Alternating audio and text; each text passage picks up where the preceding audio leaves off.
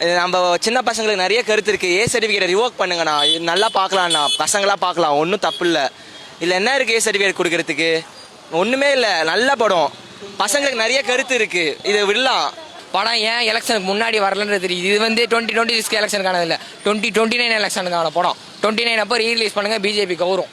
இது தெரிஞ்சு போச்சு. மனுஷன் வந்துட்டு சென்டர் கவர்மெண்ட்லாம் பார்க்கவே இல்லை, எல்லாரையும் போட்டு வச்சிருக்காரு.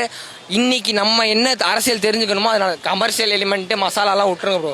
அந்த அரசியலை நீங்கள் பார்த்தீங்கன்னா உண்மையிலேயே நாட்டில் அரசியல் பேசாதவனுக்கும் என்ன நடக்குதுன்னு தெரியும். இந்த படம் பார்த்தீங்கன்னா தெரியும். உண்மையிலேயே படம் வந்து பிளாஸ்ட். ஆனால் தளபதி ஃபேனை விட்டுட்டு எனக்கு வந்து அரசியல் புரிதல் இல்லைன்றவங்க இந்த படத்தை பார்த்தீங்கன்னா உங்களுக்கு இன்னைக்கு இந்தியாவில் என்ன அரசியல் நடக்குது, தமிழ்நாட்டில் என்ன அரசியல் நடக்குது, யார் என்ன மைண்ட்ஸில் இருக்காங்கன்றது தெரிஞ்சிடும். அவங்க படத்தில் பேர் தான் சொல்லல, ஆனால் நமக்கு தெரிஞ்சிடும் யார் என்ன சொல்கிறாங்கன்னு.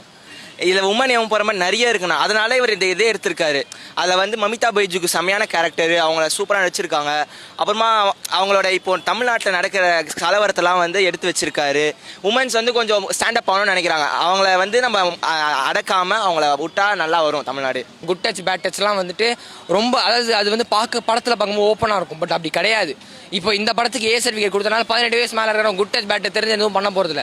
18 வயசு கீழே இருக்கிறவங்க தான் தெரிஞ்சுக்கணும் குட் டச் பேட் டச்னு, எல்லாருக்குமே தெரியணும் தான். 18 வயசு கீழே இருக்கிறவங்களுக்கு இன்னும் எடுத்து சொல்லணும், அந்த மாதிரி இருக்குது.